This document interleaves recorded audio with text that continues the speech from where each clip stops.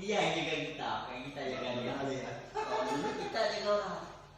Tiap dia nggak masuk. yang di kamar pasti ada palang. Ya. Kalau dulu.